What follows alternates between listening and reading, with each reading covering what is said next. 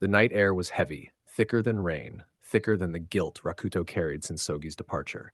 Sector 4's skyline glowed dim through layers of mist, the city below tense with new rumors, whispers of the initiation of a new phase of empire control and of strange entities appearing near the gates.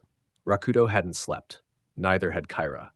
But when the letter came, sealed in an unfamiliar red wax with a lotus insignia, they both knew who it was from before even opening it. Mama Shike. Open quote. Come to the Hazeru Hollow. The essence within you must be reigned before it consumes you. Bring the boy you once called brother. Close quote. Rakuto's grip on the letter tightened. His pulse flickered faint blue beneath his skin, the stone around his neck humming faintly in response. He looked up from the message as Kyra met his eyes. Rakuto exhaled. Guess she already knew what road he chose. A storm rolled over the horizon as Rakuto arrived. Sogi already there, arms crossed, face unreadable. Mama Shike stood before them, her form silhouetted by the torches around her shrine. Her eyes, always calm, seemed heavier this time, like someone bracing for loss she'd already felt. 2 roads, she said simply. One toward the Empire, one toward yourselves. Neither clean, neither safe. Soji scoffed. I've already chosen. You think a few lessons in meditation will fix the world? Shike's eyes narrowed, and before Sogi could blink, a pulse of essence sent him to one knee. You mistake control for surrender, she said coldly. Rakuto stepped forward.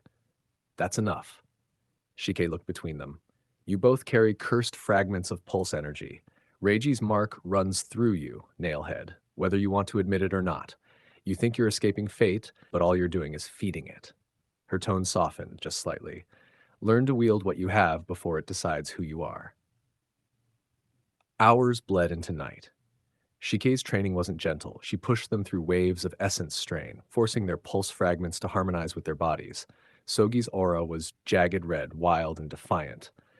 Rakuto's was deep blue, calm but turbulent beneath the surface. Their energies collided midair, shaking the shrine's pillars.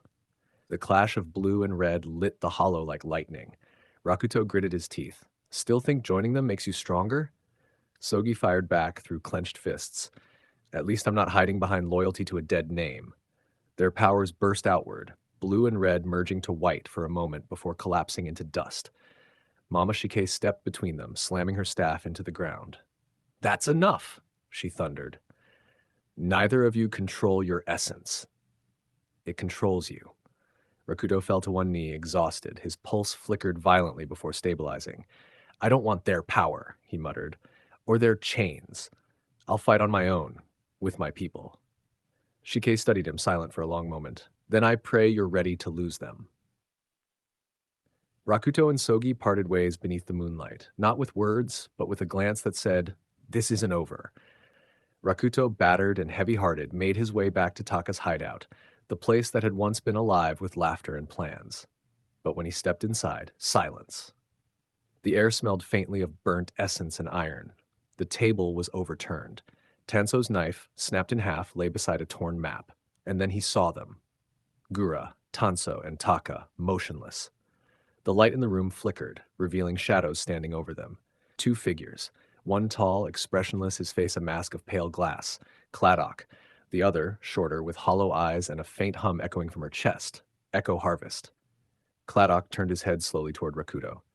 You must be the pulse carrier, he said in a voice too calm for the blood on his hands. Your gang was efficient. Rakuto froze, trembling. His pulse stone flared violently blue.